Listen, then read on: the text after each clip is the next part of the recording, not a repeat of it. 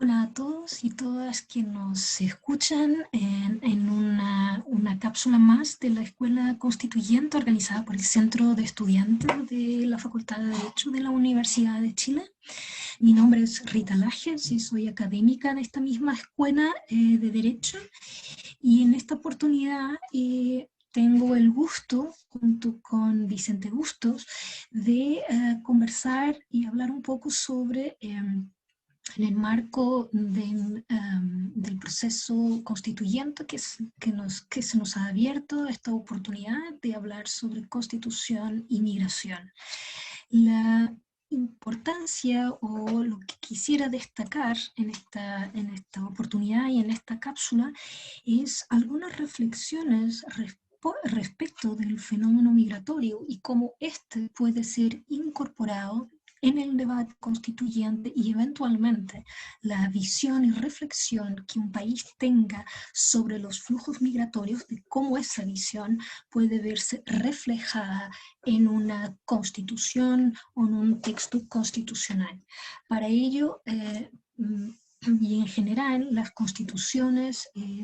cuando abordan la temática de la migración, en particular de la presencia de extranjeros en la jurisdicción que se refiere, en general los temas que tradicionalmente las constituciones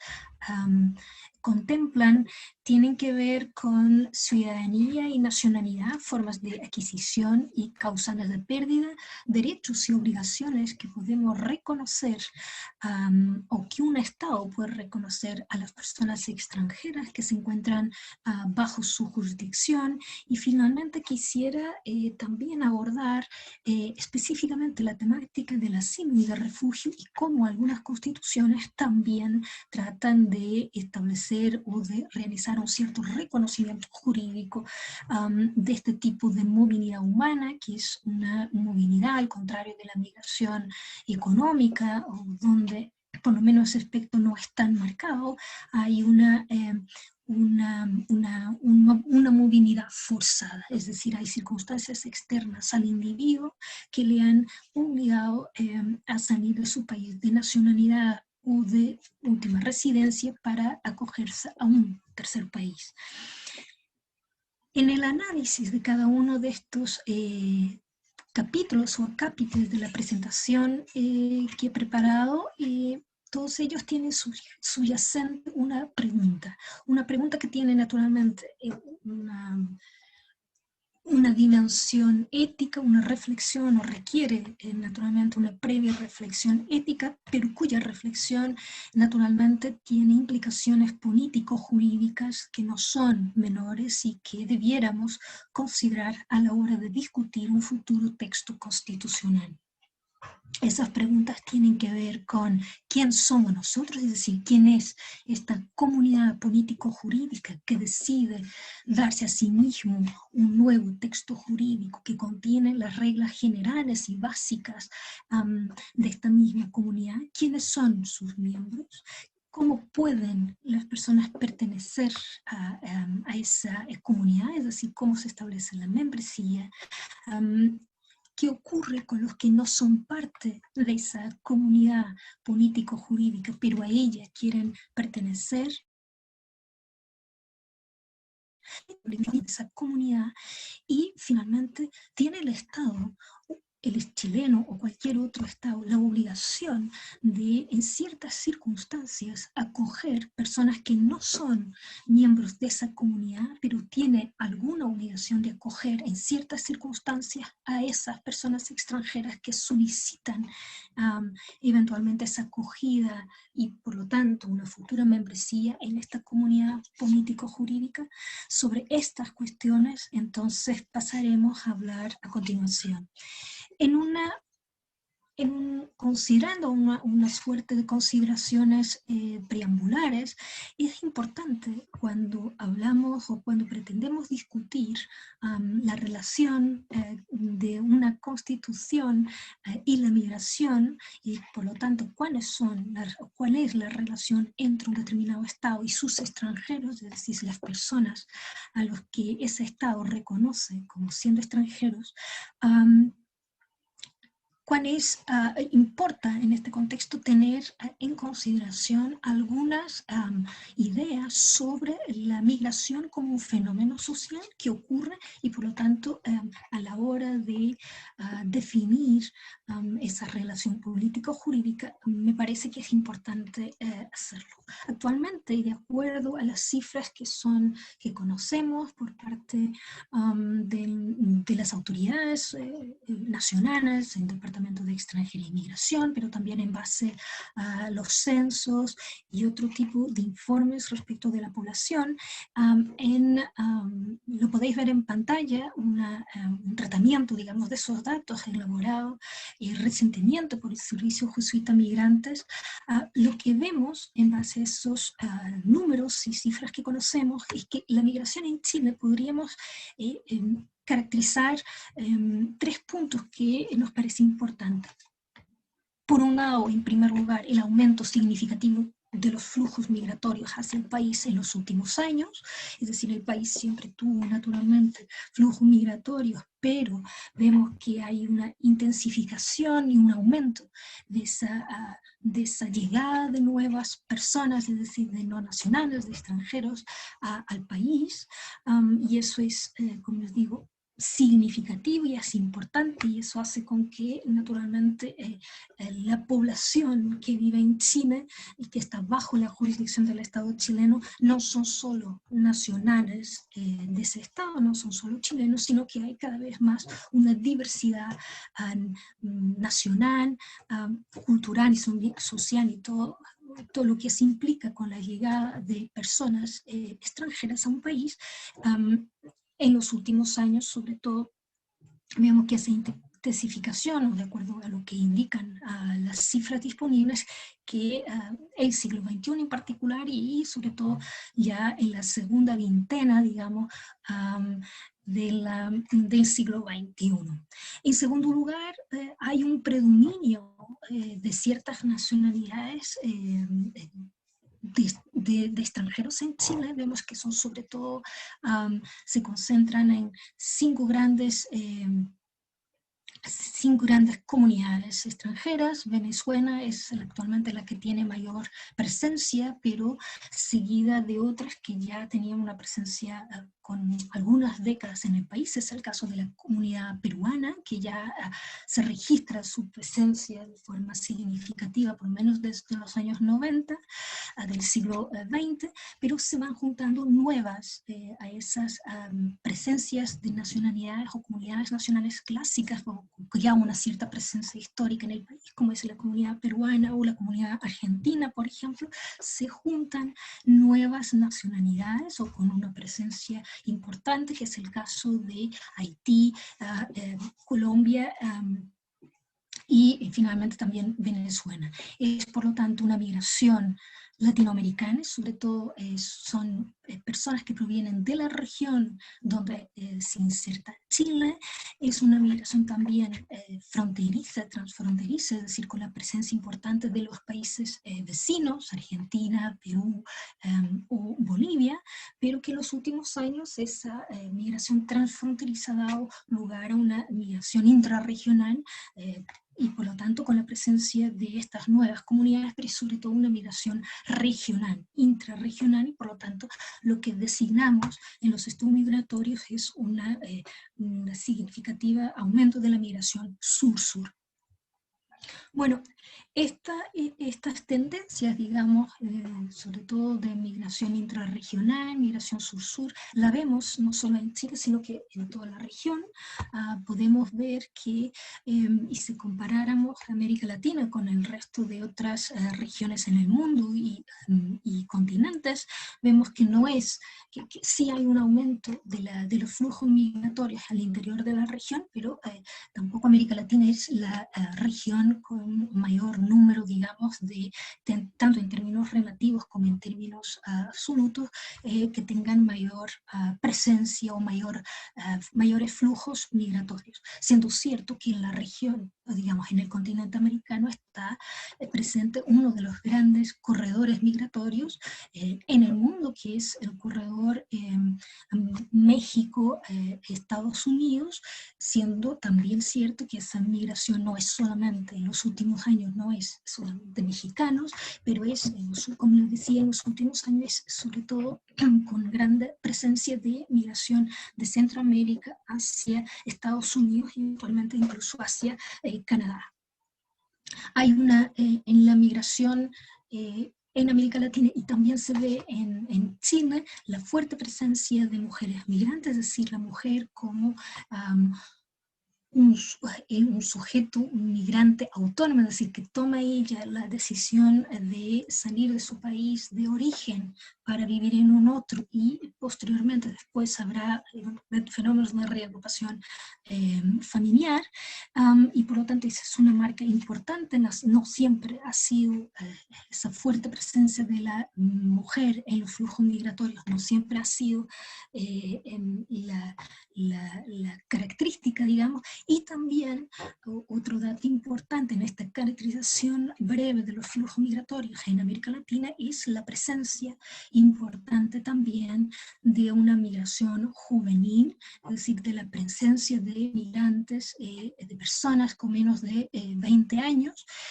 que también componen estos flujos como sujetos que deciden, que toman la decisión de migrar, ya sea acompañando a sus padres, pero también vemos, sobre todo, por ejemplo, en la migración de América Central, en los países del Triángulo Norte, hacia como Nicaragua, por ejemplo, Guatemala o El Salvador, por ejemplo, hacia Estados Unidos, donde hay un fenómeno no despreciable de la presencia de menores no acompañados,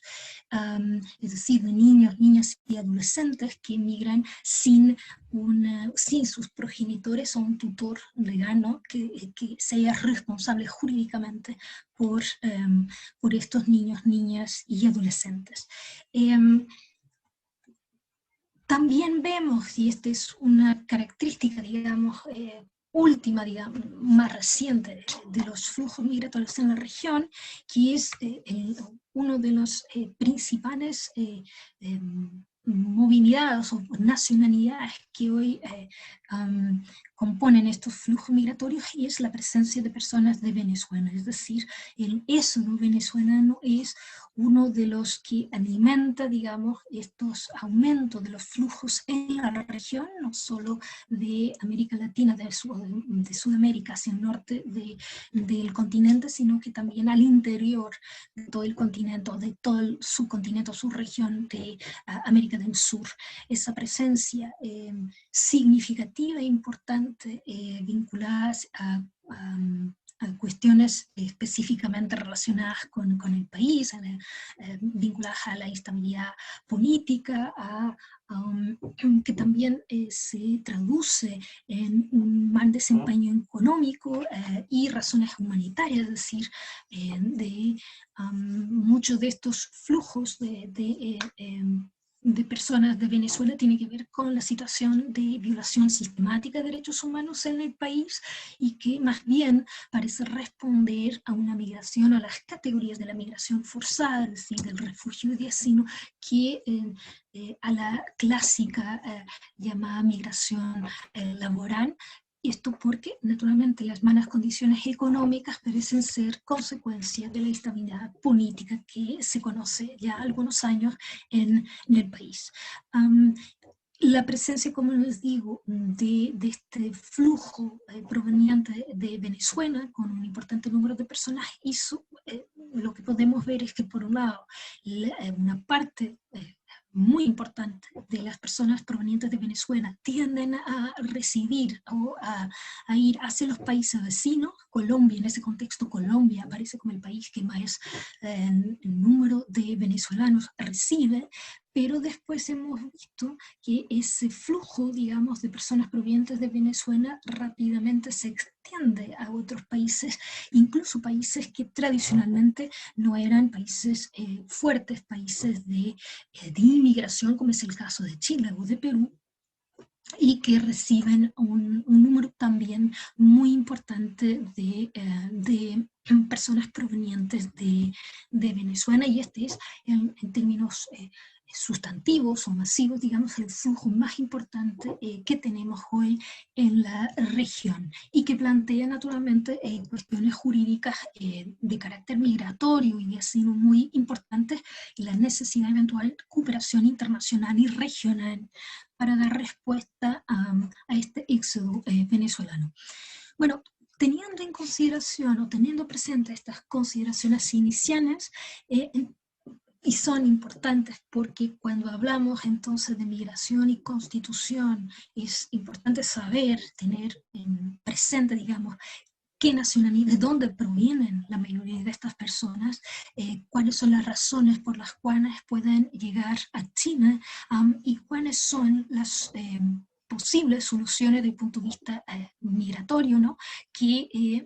dar a esa llegada de personas extranjeras, y los desafíos que plantea su presencia en el territorio nacional.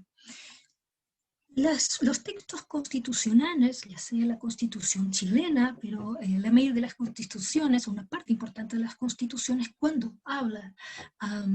de personas nacionales, tiende a ocupar el concepto jurídico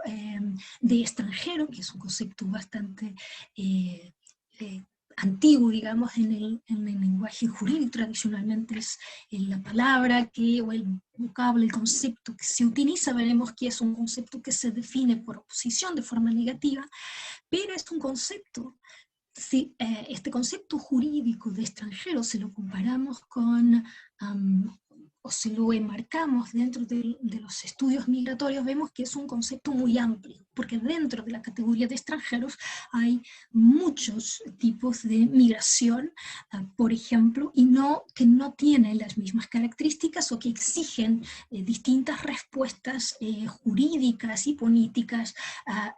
frente a su presencia. Entonces, cuando hablamos de extranjeros y la Constitución habla de extranjeros, podemos estar hablando de trabajadores migrantes o migratorios, en relación a los cuales existen algunos instrumentos específicos, ya sea la Convención Internacional para la Protección de los Trabajadores Migratorios y sus familiares, un tratado de derechos humanos firmado en el marco de las Naciones Unidas. Antes de este tratado tenemos varias convenciones y recomendaciones de la OIT, Organización Internacional, que primero y hace más tiempo tiene un trabajo específicamente con la migración, pero el contexto de migración laboral, donde también tiene un marco jurídico internacional muy importante, pero hablamos de migración económica, es decir, de una migración o de una movilidad humana que produce por efectos laborales, pero también podemos estar hablando de refugiados y solicitantes de asilo, es decir, de personas la razón para la salida de su país de origen no es la búsqueda de mejores condiciones de trabajo frente a unas expectativas que la persona tiene, sino que la idea corresponde más bien a razones humanitarias de protección de su propia vida y libertad, dado que se encuentran en un cierto país que no tiene la capacidad para protegerles, ¿no? Para asumir su clásica función que tienen los estados respecto de sus nacionales, que es de protección de la vida y derechos fundamentales de esa persona, o no tiene esa capacidad para asegurar esa clásica protección o obligación que tienen los estados frente a sus nacionales, o no quiere, digamos, hacerlo. Y para estas personas hay también, desde el punto de vista del derecho internacional, hay un marco jurídico específico. El texto más importante es la Convención del Sistema Universal, digamos, o a nivel internacional es la Convención de Ginebra de 1951 sobre el Estatuto de Refugiados, que no es una convención, no es un tratado de derechos humanos en sentido clásico, no es ese su origen, pero que hoy debe ser leído dentro también del marco del derecho internacional de los derechos humanos. Y después tenemos una categoría muy más amplia, que son los desplazados, que pueden ser desplazados internos, desplazados internacionales, que son personas que también se ven o se confrontan con situaciones en que su salida de su país de origen es dictada por razones externas a su voluntad, pero que no cumplen de forma o no cumple a cabalidad, digamos, los requisitos que establece la Convención de Ginebra de 1951 y por lo tanto no se les reconoce ese estatuto de refugiado, pero que aún así carecen de una protección por parte del Estado, y dentro de esta categoría de desplazados podemos tener varios tipos de protección internacional, algunos casos protección conocida como protección complementaria, la protección internacional temporal, luego la protección internacional subsidiaria, digamos, en función del lugar, del país donde estamos o de la región, y los instrumentos algunos instrumentos jurídicos que existen, digamos, que tratan de dar alguna respuesta a estos también llamados refugiados de hecho, por ejemplo. Y finalmente tenemos otra categoría, hay más categorías, pero una otra que también es relevante es respecto de las personas que no tienen una nacionalidad, es decir, personas en relación a las cuales ningún Estado la considera como su nacional, como miembro de su comunidad nacional, y por lo tanto no reconoce ningún tipo de obligación específica respecto de esta persona. También aquí existe un marco internacional, jurídico internacional específico para ellos, la Convención de Nueva York de 1954, después algunas convenciones regionales, por ejemplo, la Convención Europea para evitar sobre la apatridia, las convenciones para evitar los casos de apatridia, pero que tratan de alguna forma de definir algunas obligaciones de los estados en relación a estas personas que no tienen una nacionalidad, ya sea porque la han perdido, porque su estado ha dejado de existir, el estado donde han nacido, por ejemplo, ¿no? O lo que les reconocían como nacionales ya no existe, o por razones, por ejemplo, legales, jurídicas, esa apatridia se ha producido, es un resultado, por ejemplo, de aplicaciones de leyes de nacionalidad, cuando no hay un reconocimiento, por ejemplo, bilateral de la doble nacionalidad, por ejemplo, entre estados. Entonces, son varios los casos, digamos, en que se puede producir esta apatridia. También para este grupo de personas hay un marco internacional específico. Y también vamos a ver que hay algunas constituciones que se refieren específicamente no solo a los extranjeros en términos generales, sino que también para algunos de estos grupos tienen una referencia específica en alguna norma de su texto, ¿no? Del texto de la Constitución. Si tomamos lo que consideramos, es decir, que la categoría de extranjero es muy amplia, y si entramos ya a analizar cómo es la relación entre un Estado y sus extranjeros, y cómo esa relación se produce, digamos, en el marco constitucional,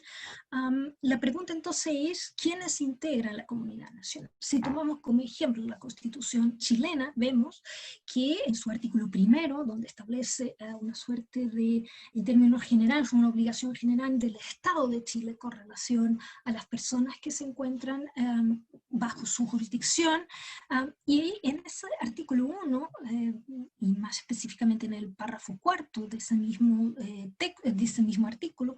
se dice que el Estado de Chile, además de estar al servicio de la persona humana, tiene la obligación entonces de crear todas las condiciones sociales que permitan a cada uno de los integrantes de la comunidad nacional su realización como personas, si queremos. Por lo tanto, es una obligación, lo que hace poco les mencionaba, el hecho de que pertenezcamos a una comunidad jurídico-política específica hace con que seamos creedores, digamos, de una específica obligación general que tienen los estados en relación a todos esos miembros, que es la de establecer o definir una protección básica, digamos, de esa persona respecto a su derecho de su vida, sus libertades, de forma que el proyecto de vida que cada uno tiene para sí mismo pueda ser realizado en el país donde nació o del país que le reconoce como nacional. Esta obligación entonces, o este reconocimiento de esta obligación respecto del Estado, de los miembros de su comunidad nacional, nos lleva a plantear o preguntar entonces quiénes son los miembros de esta comunidad nacional o de la comunidad chilena, una vez que el artículo 1 propiamente tal no lo define. En el derecho internacional, antes de entrarnos a la Constitución chilena, al marco nacional, lo que vemos es que en el derecho internacional la nacionalidad es el concepto base que permite, digamos, establecer una relación entre el Estado y las personas. La dimensión personal, digamos, del Estado está marcado por el concepto de la nacionalidad. Y la nacionalidad en el derecho internacional es dos cosas. Es, por un lado, la potestad, o el derecho internacional reconoce la nacionalidad, por un lado, como la potestad, el poder soberano de los estados de determinar quiénes son los miembros de sus comunidades nacionales, es decir, de sus comunidades político-jurídicas, y esta expresión soberana, digamos, de definir quiénes son o quiénes pueden ser considerados miembros de esa determinada comunidad, se refleja en el poder que tiene el Estado de legislar respecto de la nacionalidad y ciudadanía a través de leyes o de contemplar una ley específica, por ejemplo, sobre nacionalidad. Y entonces de definir no solo las condiciones para adquisición de nacionalidad, cómo establecer las causales de pérdida de esa misma nacionalidad, los procedimientos para adquisición de esa nacionalidad, o en el caso de pérdida, si es posible, por ejemplo, de alguna forma argumentar o ejercer algún cierto derecho de defensa y de debido proceso, por ejemplo, en una situación en que lleva una pérdida de nacionalidad, etc. Entonces, todo eso, el derecho internacional dice que es competencia exclusiva de los estados y por lo tanto no tiene la capacidad o la competencia para definir e imponer a los estados cuáles son esos requisitos, condiciones, procedimientos. Pero al mismo tiempo, con la emergencia del derecho internacional de los derechos humanos, para el derecho internacional la nacionalidad pasa también a ser reconocida como un derecho humano, un derecho de la persona, es decir, que cada individuo tiene derecho a tener una nacionalidad, a que un Estado lo reconozca como un miembro de esa comunidad político-jurídica. Este reconocimiento de la nacionalidad como un derecho humano lo podemos ver desde la Declaración Universal de los Derechos Humanos, en el Nacional de los Derechos Civiles y después también de alguna forma los textos a las cartas, digamos, regionales de derechos humanos, por ejemplo en el artículo 20 de la Convención Americana de Derechos Humanos, o en el caso europeo, no tanto en el Convenio Europeo de Derechos Humanos, pero sí en tratados específicos sobre el tema de la nacionalidad. La jurisprudencia internacional, en un caso muy famoso, digamos, por varias razones, ha tenido ya la oportunidad de definir lo que es para el derecho internacional la nacionalidad. Y la nacionalidad es un vínculo político, jurídico, entre el individuo y un Estado. Pero ese vínculo jurídico-político no existe solamente por una razón causal, digamos, que hay una relación, hay razones de hecho que pueden tener que ver con cuestiones sociales, por nacimiento, razones históricas que determinan que entre ese determinado individuo y ese Estado hay una relación especial. Y además, esa relación especial entre el individuo y el Estado, un cierto Estado, tiene por base no admite necesariamente una superficialidad en esa relación, sino que es expresión de una genuina relación o conexión entre esa persona y el Estado, que puede ser que tiene que ver por o razones históricas o, como dice el propio Corte Internacional de Justicia en un fallo de Liechtenstein versus o contra Guatemala, también conocido como el caso Nottebohm, dice que tiene que ver con una conexión de existencia de intereses y sentimientos entre ambos, entre el individuo y el Estado. Y por un lado es este vínculo especial, cercano, profundo, digamos, entre un Estado y una persona, y por otro lado, y en virtud de esa profundidad de vínculo entre ambos, es fundamento para la existencia de derechos y obligaciones que tiene el individuo con relación a ese Estado. Y por lo tanto, esta visión, digamos, de nacionalidad para el derecho internacional la podemos reflejar después en el derecho interno, particularmente en el derecho constitucional en los varios países, digamos, del mundo, donde aparecen normas que de alguna forma reconocen esta misma idea o reflejan esta misma idea. En el caso chileno, la Constitución actual de 1980, tenemos un artículo o un conjunto de artículos específicos sobre nacionalidad y ciudadanía. En particular, el capítulo está en el llamado capítulo 2, que lleva como título precisamente nacionalidad y ciudadanía. Y lo que, leyendo, digamos, ese artículo 10, lo que tenemos son los criterios para la adquisición de la nacionalidad. Vemos que lo que existe actualmente en Chile es un criterio de territorialidad, de jus soli, es decir, son chilenos, se consideran chilenos todas las personas que han nacido en Chile. Hay excepciones a esta regla. Se considera que las personas que transeúntes, los extranjeros transeúntes, son las personas que se encuentran en Chile pero al servicio de su estado de origen y para las cuales incluso hay un tratamiento específico, digamos, que es, por ejemplo, los diplomáticos, cuando están en misiones, ¿no?, al servicio de sus países, o incluso de organizaciones internacionales que pueden representar, a esas personas no se les consideran nacionales chilenos. Esta regla del jus soli viene acompañada en algunos casos por la regla de la consanguinidad, es decir, no hay tradicionalmente, los países teníamos en cuenta la adquisición de nacionalidad dos sistemas puros que hoy ya no existen en estado puro, por un lado el jus soli y por otro el jus sanguini, en que ese vínculo se producía, ¿no?, entre el Estado y la persona, ese vínculo especial que se refería a la Corte Internacional de Justicia, se da sea por nacimiento en ese determinado país, sea porque no necesariamente haya nacido en el país, pero sus progenitores, algunos de ellos sí son nacionales, sí lo han nacido o tienen esa nacionalidad, y por vía de la consanguinidad, de esta herencia, digamos,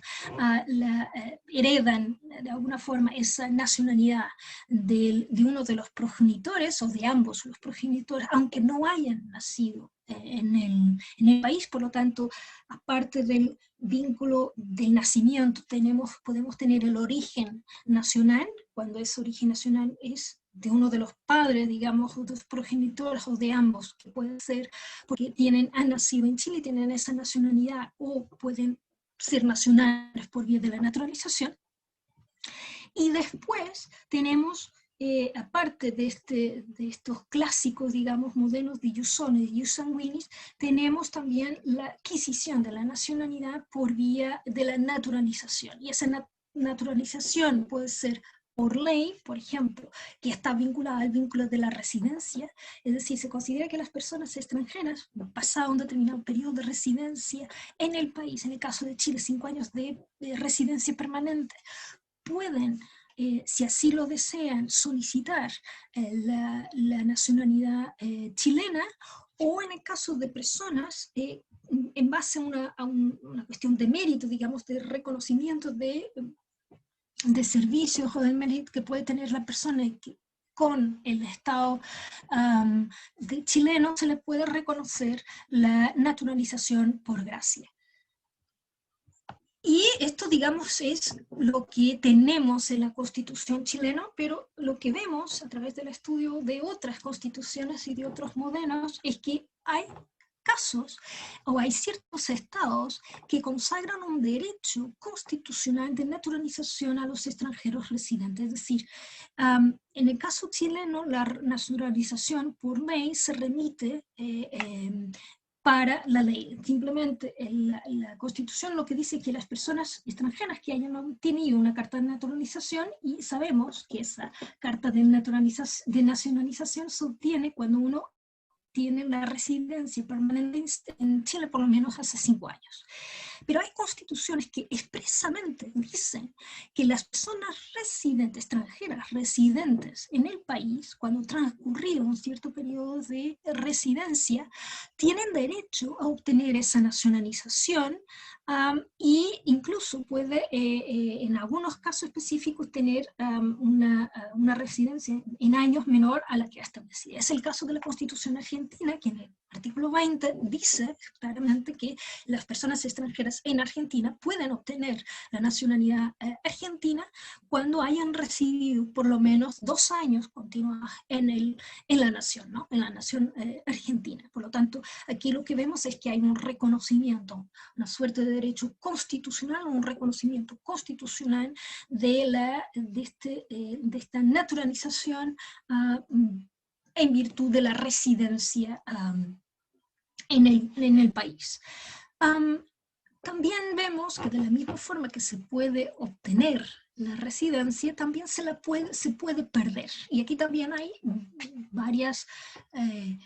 formulaciones o varias formas de contemplar y de prever esta pérdida de nacionalidad. En el caso chileno, la Constitución tiene una norma específica para ella, es el artículo 11, en que establece que las situaciones en que una persona puede perder la nacionalidad chilena, ya sea por voluntad de la propia persona, es el caso de la llamada renuncia voluntaria, pero también hay casos en que esa pérdida de nacionalidad no tiene que ver con una voluntad, un acto de una expresa voluntad de la persona de renunciar, digamos, a esa nacionalidad, sino que en ciertas circunstancias se puede perder de forma forzada, digamos, no por voluntad, sino porque se producen determinados efectos jurídicos o determinadas situaciones cuyos efectos jurídicos puedan ser la pérdida de nacionalidad, y esa puede ocurrir, de acuerdo al artículo 11, por decreto supremo, cuando en casos de prestación de servicios durante una guerra exterior de enemigos de Chile, o por cancelación de la carta de nacionalización, o aún por ley que revoque la nacionalización concedida por gracia.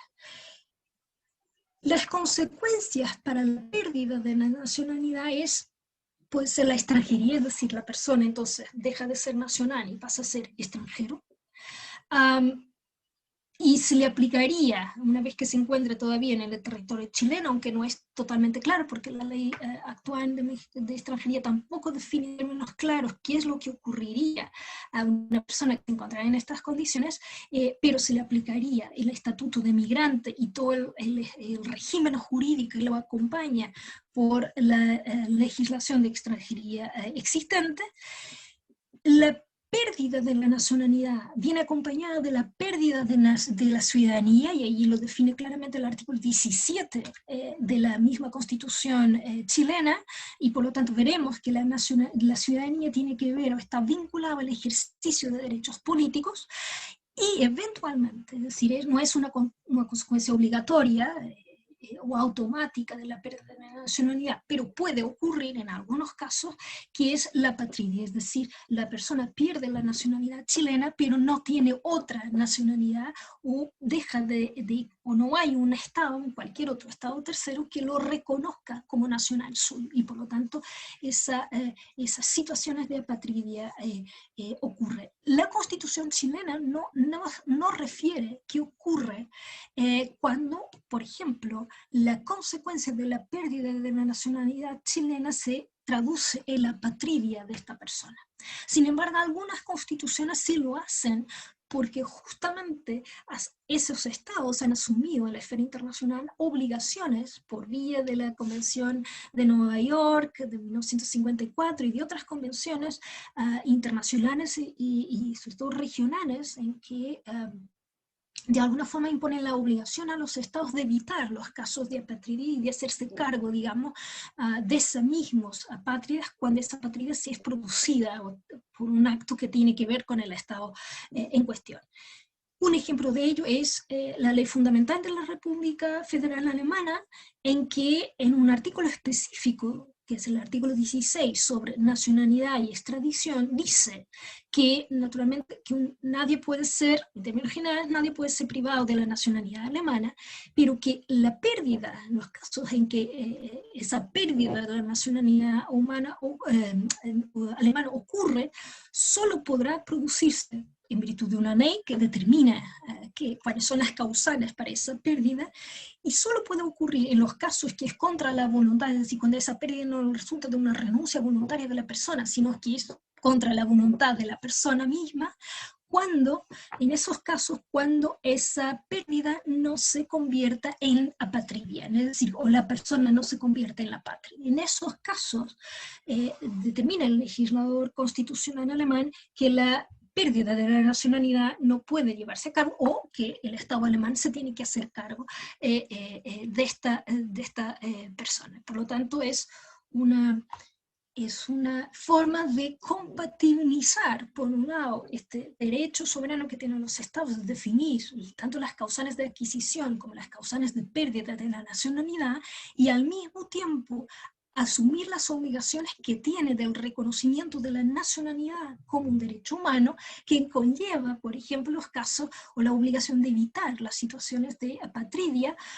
o también de hacerse cargo cuando una persona se transforma o se vuelve en apátrida por un acto que tiene que ver o está relacionado con el estado donde respecto al cual tenía esa nacionalidad. Y por lo tanto es una forma, me parece, bastante interesante de compatibilizar esta visión, digamos, dual que tenemos respecto de la nacionalidad. Las constituciones también hacen referencia al extranjero, pero también, y al nacional, pero también hacen referencia a la categoría de ciudadano y de ciudadanía. Del punto de vista jurídico, cuando hablamos de ciudadanía, estamos hablando específicamente de derechos, y de derechos de ciudadanía estamos hablando específicamente de los derechos políticos, los derechos de representación política y los derechos de sufragio. De un punto de vista sociológico, esta definición de ciudadana es mucho más amplia, porque no solo tiene que ver con este estatuto, con estos derechos políticos que tiene una persona respecto de la comunidad política o jurídica a la que pertenece, sino que un estatuto legal, digamos, de todos los derechos y deberes que una persona tiene respecto de un Estado. Podemos verlo, entonces, precisamente en el artículo 13 de la Constitución chilena actual, en que dice claramente que son ciudadanos chilenos, son ciudadanos los chilenos. Y por lo tanto están excluidos de la ciudadanía. Y después dice que esta condición de ser ciudadano chileno viene acompañado de un reconocimiento de la titularidad y ejercicio de los derechos políticos, particularmente derechos de sufragio, de optar a cargos de elección popular y demás derechos que pueden, o cargos que la Constitución o la ley confieran a los ciudadanos. Esto entonces significa que el extranjero no solo es aquel que no ha nacido en Chile, por ejemplo, ¿no? O que no haya nacido en Chile, o que no sea hijo de un nacional chileno, y por lo tanto no tiene, al no ser nacido en Chile, no pertenece necesariamente a esta comunidad nacional respecto del cual el Estado tiene ciertas obligaciones de protección, sino que además no es ciudadano porque no tiene la nacionalidad y por eso no es titular de derechos políticos. Esta condición negativa del extranjero marcará que está de alguna forma, la puede ver expresada en la Constitución, en el texto constitucional actual, pero también en otras constituciones, no es algo exclusivo de Chile, naturalmente, pero vemos que esta condición negativa del extranjero le confiere un carácter excluyente y que después la ley infraconstitucional lo va a subrayar y lo va a marcar de forma más definida, que es, pasa a tener un estatuto jurídico específico y distinto al del nacional y que puede ser más limitado en cuanto a la titularidad y ejercicio de ciertos derechos, y por lo tanto plantea la cuestión de la compatibilidad de esta visión negativa del extranjero, ¿no?, como el no nacional, y la universalidad o la afirmación de la universalidad de ciertos derechos humanos y fundamentales. Entonces, como les digo, el reconocimiento de la existencia de este vínculo de nacionalidad entre un Estado y una persona es fundamental, porque es lo que vemos, lo que confiere la máxima protección a alguien, a un individuo, porque le hace, como les digo, acreedor de ciertas obligaciones frente al Estado en cuestión respecto de derechos y libertades fundamentales. Vemos que la Constitución chilena, así como otras constituciones, pese a este reconocimiento negativo, digamos, o del extranjero que se construye por oposición al que no es chileno o lo que no es nacional, aún así permite a las constituciones consagrar a través de distintas formas un catálogo de derechos, un cierto estatuto jurídico constitucional a los extranjeros, reconociéndolos como titulares y posibilitando el ejercicio de ciertos derechos y libertades fundamentales. En el caso chileno, lo que vemos es que el artículo 19, que es el artículo que contiene los derechos, los principales derechos y libertades que tienen las personas que viven o que están o se encuentran en Chile, vemos que la formulación que el legislador encontró para este catálogo de derechos y libertades fundamentales es, desde el punto de vista del texto, es una formulación universal en la medida porque habla de todas las personas son titulares, tienen el derecho a la vida, por ejemplo, todas las personas tienen derecho a defenderse, ¿no?, o ejercicio del acceso a la justicia o el ejercicio de mecanismos previstos por el Estado para defender sus derechos, por ejemplo. O dice que nadie puede ser objeto, por ejemplo, de discriminaciones arbitrarias o de diferencias arbitrarias, ¿no? Por lo tanto, el uso de estas categorías universales de todos o de nadie permite una interpretación inclusiva, es decir, permite decir que los extranjeros están también contenidos en este artículo 19 y por lo tanto son también titulares de los derechos que ese artículo 19 consagra, ¿no? Y sin embargo, y si esto es cierto, digamos, de que estas categorías o de que estas voces universales de todas las personas o de nadie permite esta interpretación universalista, ¿no?, de integrar también o de considerar incluidos los extranjeros en estos derechos, en el ejercicio y titularidad de los derechos, y si a ello juntamos, digamos, el reconocimiento de una igualdad y de no discriminación, contenida en el artículo 19, 2 y 3, que habla específicamente de igualdad ante la ley, o igual protección de la ley en el ejercicio de sus derechos, o de la prohibición de las diferencias arbitrarias, vemos entonces que efectivamente ese catálogo que la Constitución actual permítenos decir que las personas que hay un reconocimiento implícito, porque no hay expreso, no hay una referencia expresa a las personas, pero que implícitamente la Constitución chilena tiene un estatuto jurídico constitucional para los extranjeros en Chile. Y cuando quiere limitar el ejercicio de ciertos derechos, lo hace expresamente. Por ejemplo, el artículo 19, número 16, cuando habla de la libertad de trabajo, dice o admite que se pueda discriminar, por ejemplo, en el acceso al trabajo, para ciertos trabajos, por razones de la nacionalidad. Es decir, que para cierto tipo de ocupación de ciertos cargos, la ley puede exigir la nacionalidad chilena. En general, cargos o trabajos que están vinculados directamente al ejercicio de la ciudadanía. Por ejemplo, es muy frecuente, no solo en Chile, pero también en otros ordenamientos jurídicos. Por ejemplo, reconocer una exclusividad en el ejercicio de funciones vinculadas a la justicia, particularmente ser juez, por ejemplo, o incluso cargos o trabajos relacionados con la seguridad interna, por ejemplo, que sean ejercidos por nacionales chilenos o nacionales del país en cuestión. Y por lo tanto,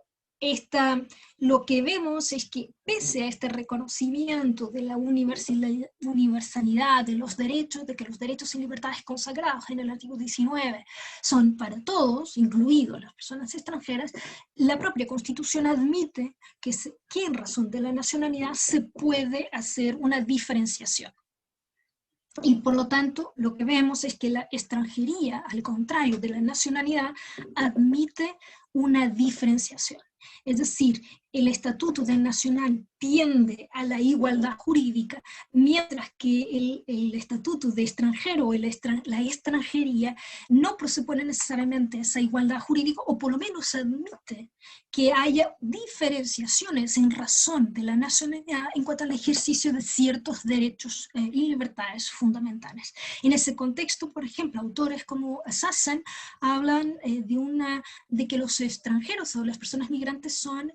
sujetos parciales, ¿no? Porque su estatuto jurídico no es tan amplio y tan protegido, ¿no? Respecto de un nacional. Y después también las constituciones, como el caso de Chile, también hacen referencia específicamente, pese a que el artículo 13 diga que son nacionales, son ciudadanos los nacionales chilenos, y que la ciudadanía les confiere derechos políticos, el artículo 14 admite el derecho de sufragio de los extranjeros, pero admite no para todos los extranjeros, sino que para los extranjeros asesinados en Chile por un periodo igual o superior a 5 años, y además en las condiciones que después lo define la ley, y esas condiciones son en el sentido que son más la forma de poder ejercer ese derecho de sufragio no ocurre en las mismas condiciones o con los mismos requisitos que son establecidos y el mismo alcance que son definidos para los nacionales. Es decir, una vez más, la Constitución admite que la condición de extranjero presupone entonces una diferenciación o una desigualdad por la razón de no tener ese vínculo especial, es decir, si la nacionalidad es un vínculo especial entre un Estado y la persona, y eso fundamenta la existencia de ciertos derechos y obligaciones recíprocos, no tener entonces ese vínculo especial, profundo, digamos, entre un Estado y una persona, y que se da por vía de la nacionalidad, entonces significa que no necesariamente van a tener los mismos derechos y obligaciones que tienen los nacionales. Si miramos otras constituciones y la forma como esas constituciones establecen el estatuto jurídico del extranjero o de ese país con sus extranjeros, vemos que hay distintas formas de hacerlo. Si tomamos, por ejemplo, y son algunos ejemplos de algunas constituciones que he estudiado o analizado, podríamos colocar muchos más.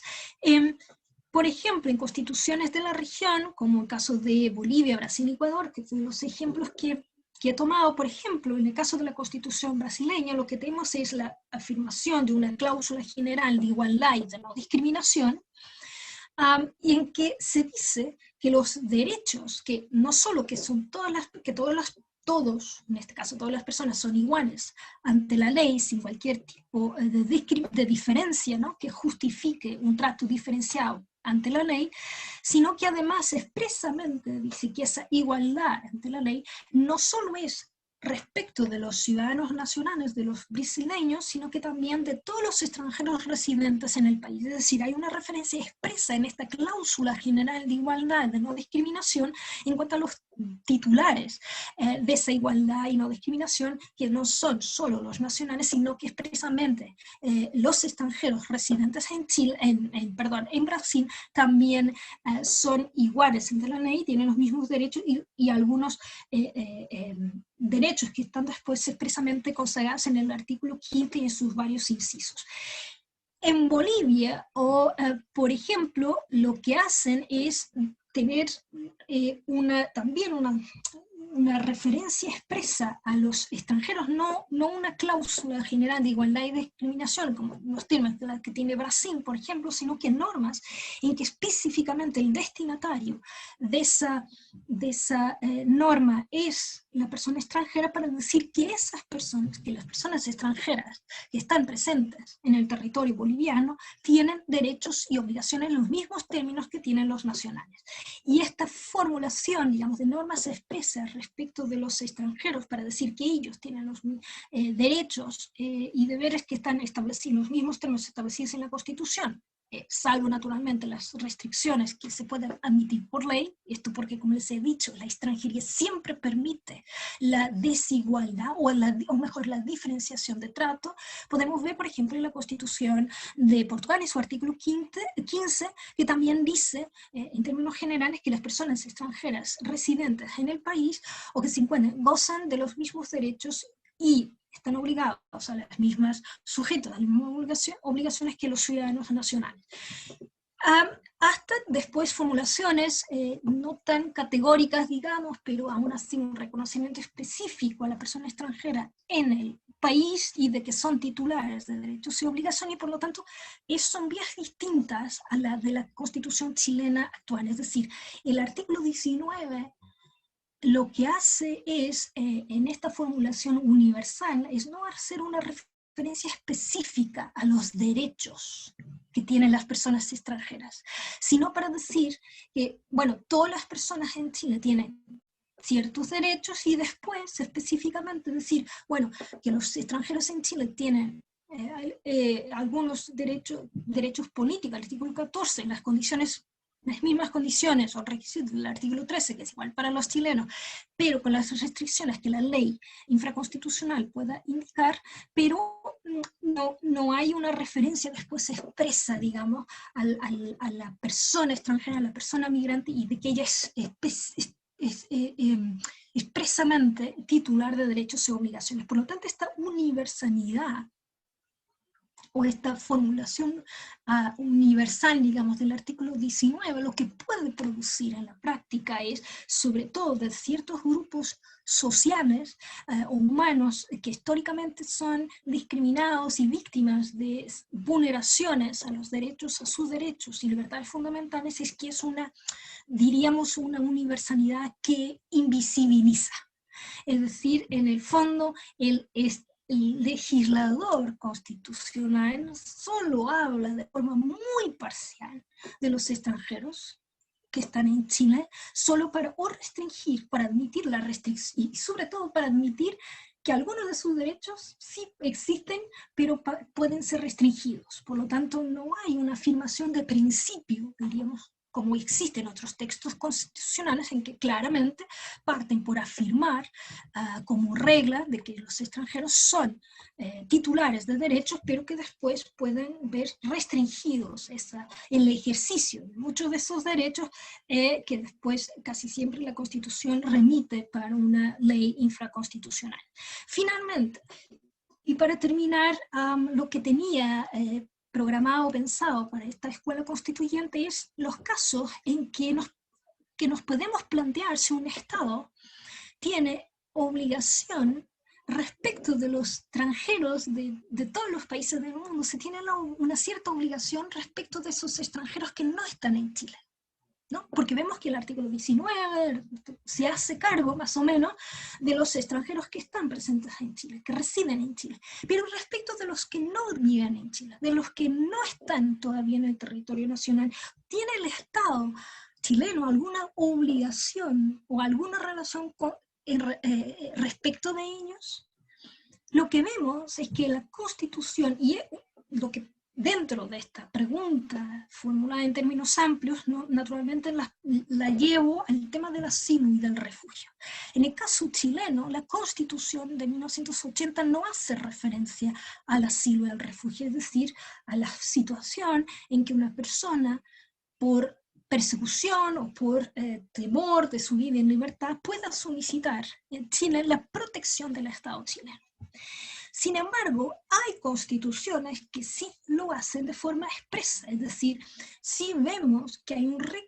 reconocimiento constitucional del derecho de asilo en algunos ordenamientos jurídicos, tanto ordenamientos jurídicos de la región como en ordenamientos jurídicos, por ejemplo, el caso europeo, por razones históricas y mayor cercanía incluso jurídica entre ambas regiones. Entonces vemos con distintas formulaciones que países como Alemania, Francia, Italia, España o Portugal, por ejemplo, tienen reconocidas en sus cartas constitucionales la situación de que un extranjero pueda solicitar el asilo a ese Estado y que, que tiene un derecho de hacerlo, ¿no? de solicitar ese asilo en el territorio nacional. Se me olvidó decir que independiente de que haya o no un reconocimiento constitucional del derecho de asilo, les he dicho al principio que sí hay un reconocimiento del asilo en el derecho internacional, no solo por la Convención de los Refugiados, sobre Estatuto de Refugiados de 1951, sino que también porque algunos textos universales, la Declaración Universal de los Derechos Humanos, por ejemplo, habla del derecho a asilo en su artículo 14, si mi memoria no me falla. Pero sin prejuicio de ese reconocimiento de esa figura en el derecho internacional, lo que vemos es que en el ordenamiento nacionales, y sobre todo en la esfera constitucional, hay constituciones que lo hacen, lo que nos permite a muchos autores afirmar que de que el derecho de asilo no es solo una prerrogativa del Estado de conceder protección a una persona como tradicionalmente se venía concibiendo, sino que también el derecho de asilo, el derecho de buscar ayuda y de solicitar esa protección a un Estado tercero, también es un derecho humano, un derecho que asiste a todas las personas. Como les digo, las convenciones europeas, algunas constituciones europeas lo consagran, y en el caso de la región latinoamericana vemos que Ecuador y Bolivia también reconocen expresamente un derecho de asilo y refugio. En el caso de la Constitución ecuatoriana, en su artículo 41, expresamente dice que reconoce los derechos de asilo y de refugio, además del principio de no devolución, etc. Y en el caso de Bolivia, habla también de este derecho de pedir y recibir asilo o refugio por específicamente razones políticas o ideológicas. Hay que decir que también en las constituciones europeas la figura del asilo está vinculada sobre todo al asilo político, es decir, cuando la persecución que una persona puede sufrir está vinculada a sus ideas, orientaciones políticas, ¿no? Y actividades políticas, una vez que también es algo de tradición, digamos, el asilo político, o por razones políticas que conocen, digamos, un cierto reconocimiento ya histórico, tanto en Europa como en la región latinoamericana. Me parece entonces que son estos algunos de los aspectos principales que podemos considerar a la hora de hablar de migración y constitución. Hay muchos otros, por ejemplo, si hay un reconocimiento constitucional de un derecho a migrar o no. Por no ocupar más tiempo, no lo mencioné, pero hay algunas cartas constitucionales también en la región, que caso de Ecuador, que claramente en el artículo 40 habla específicamente o expresamente de un derecho a migrar, y que ese derecho a migrar implica una obligación para el Estado ecuatoriano, por ejemplo. Pero estas son algunas de las consideraciones, reflexiones respecto del cual podemos tener en este futuro y en fin, que ya muy cercano a debate respecto de una futura constitución para Chile y cómo esa futura constitución puede consagrar de forma expresa, más o menos deseable, digamos, la presencia o la regulación de los extranjeros, o cuál es la relación del Estado de Chile con los extranjeros que se encuentran bajo su jurisdicción. Me despido, un gusto y espero que haya sido clara en mi exposición.